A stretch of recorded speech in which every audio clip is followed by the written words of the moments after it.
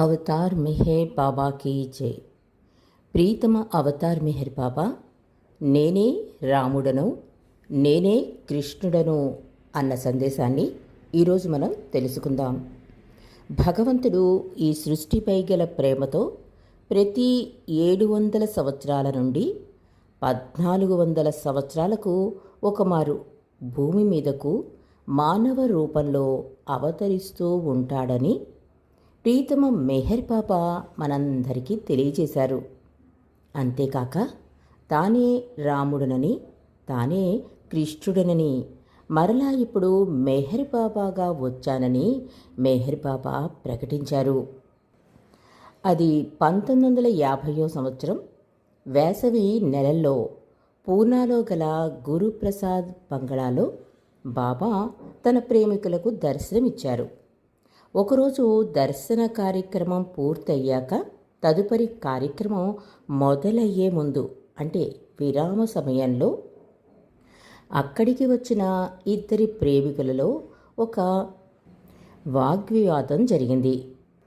అది ఏవి రాఘవులు గారు, డాక్టర్ జిఎస్ఎన్ మూర్తి గారుల మధ్య.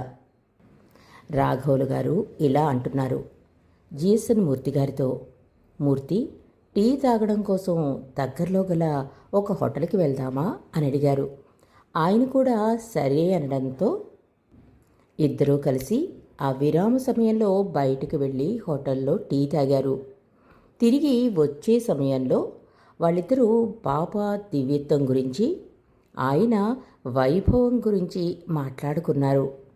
మాటలలో బాబా, మన ప్రీతమ మెహర్ బాబా ఈ యుగ అవతారుడే, ఆయన సనాతన పురుషుడు కాబట్టి ఆయనే రాముడుగాను, కృష్ణుడిగాను, క్రీస్తుగాను వచ్చాడు అని రాఘవులు గారు జిఎస్ఎన్ మూర్తి గారితో అన్నారు. అప్పుడు జిఎస్ఎన్ మూర్తి గారు అన్నారు, బాబా, ఈ యుగానికి అవతారుడంటే ఒప్పుకుంటాను కానీ తానే రాముణ్ణి, కృష్ణుణ్ణి, క్రీస్తుని అని బాబా ఎక్కడా చెప్పలేదు. విస్తృతంగా నేను చదివిన బాబా సాహిత్యంలో బాబా అలా చెప్పినట్లు నాకెక్కడా కనిపించలేదు అని డాక్టర్ జిఎస్ఎన్ మూర్తి గారు నొక్కి చెప్పారు. రాఘవులు గారు అన్నారు, నేను చెప్పింది సరైనదే అని కరాఖండిగా చెప్పారు రాఘవులు గారు జిఎస్ఎన్ మూర్తి గారితో. వీరిద్దరూ గురుప్రసాద్ చేరుకునే సమయానికి ఈ సంభాషణ అలానే కొనసాగుతోంది. కానీ ఆశ్చర్యకరంగా మేము గమనించిన విషయం ఏమిటంటే, దర్శన కార్యక్రమం మేము అనుకున్న దానికంటే ముందుగానే ముగిసింది కనుక అందరూ నిష్క్రమిస్తూ గేటు వద్దకు చేరుకుంటున్నారు. ఆ రోజు కార్యక్రమం అలా ముగిసింది.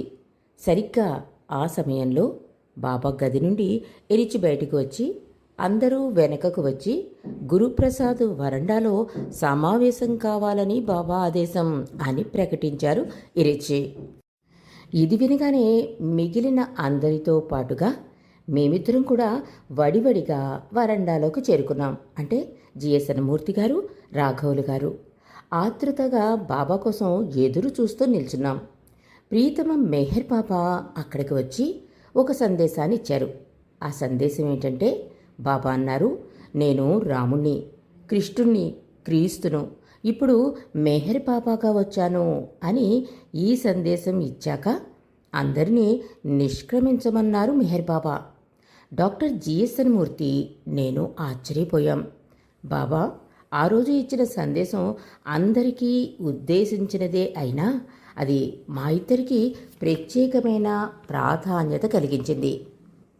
బాబా సనాతన పురుషుడే కాదు, ఆయన సర్వాంతర్యామి మరియు సర్వవ్యాపకుడు కూడా అని మాకు విసిదమైంది అన్నారు రాఘవులు గారు.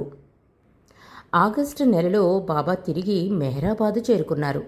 ప్రతి సంవత్సరం హిందూ క్యాలెండర్ ప్రకారం శ్రావణ మాసంలో విధిగా శ్రీకృష్ణుని జన్మదినం వేడుకగా జరుపుకోవడం పరిపాటి. 1959వ సంవత్సరం ఆ వేడుక ఆగస్టు నెలలో వచ్చింది. పూనాకు చెందిన సాధు టిఎల్ వాస్వామి తన మేనల్లుడు, తన వ్యక్తిగత కార్యదర్శి అయిన జషన్ ద్వారా తాను శ్రీకృష్ణునిపై వ్రాసిన ఒక పాటను బాబాకు పంపించాడు. ఆ పాట బాబాకు ఎంతగానో నచ్చింది. సాధుస్వామి మహాపండితుడు. భగవంతుని అందుగల ప్రేమ ప్రభువుని సేవించడానికై కాలేజీ ప్రిన్సిపాల్ పదవిని సైతం తృణప్రాయంగా త్యజించాడు. 1933 సంవత్సరంలో అతడు మీరా ఉద్యమం స్థాపించాడు.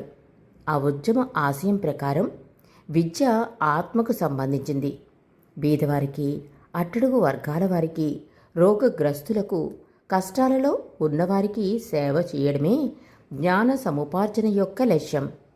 వాస్వాని పూనా నగరంలో సుప్రసిద్ధ భారత యోగిని మీరా పేరున ఒక విద్యా సంస్థను ప్రారంభించారు. ఆయన మీద గల ప్రేమ, గౌరవం కారణంగా ఆయన అనుచరులు వాస్వానిని దాదాజీ అని సంబోధించేవారు. బాబాకు కూడా దాదాజీ అంటే చాలా ఇష్టం.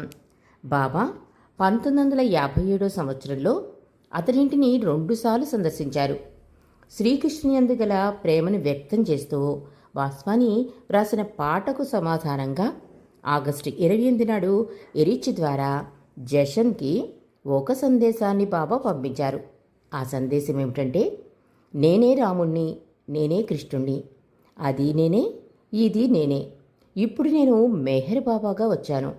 ఈ రూపంలో రక్త మాంసాలతో నేను వచ్చినప్పటికీ నేను అదే సనాతన పురుషుణ్ణి. శాశ్వతంగా పూజింపబడుతూ, నిర్లక్ష్యం చేయబడుతూ, సంస్మరించబడుతూ, మరిచిపోబడుతూ ఉండేవాడిని నేనే.